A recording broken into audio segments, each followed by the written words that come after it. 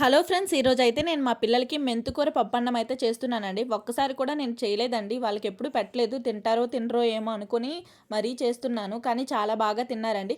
ఎప్పుడు నేను చేసే విధంగానే చేశానండి. ముందుగా అయితే స్టవ్ వెలిగించుకొని, కుక్కర్ పెట్టుకొని, దాంట్లో కొంచెం ఆయిల్ వేసుకొని, 2, 3 పచ్చిమిరపకాయలు, వాము, జీలకర్ర, కొంచెం ఆనియన్స్ వేసుకొని బాగా వేయించుకోవాలి. తర్వాత మెంతికూర ఆకునైతే తుంచుకొని బాగా కడిగి వేసుకున్నాను. తర్వాత కొంచెం పప్పు వేసుకున్నాను.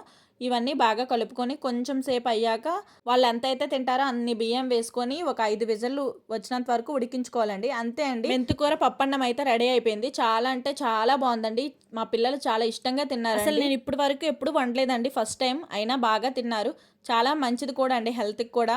షుగర్ ఉన్న వాళ్ళకి కూడా తింటే మంచిదండి. నార్మల్‌గా చిన్న పిల్లలకి కాబట్టి అన్నీ పెట్టి కుక్కర్‌లో పెట్టుకున్నాం. కాకపోతే పెద్దవాళ్ళు మనం వండుకోవాలి తినాలంటే పప్పు మెంతికూర చేసుకుంటే చాలా బావుంటుంది.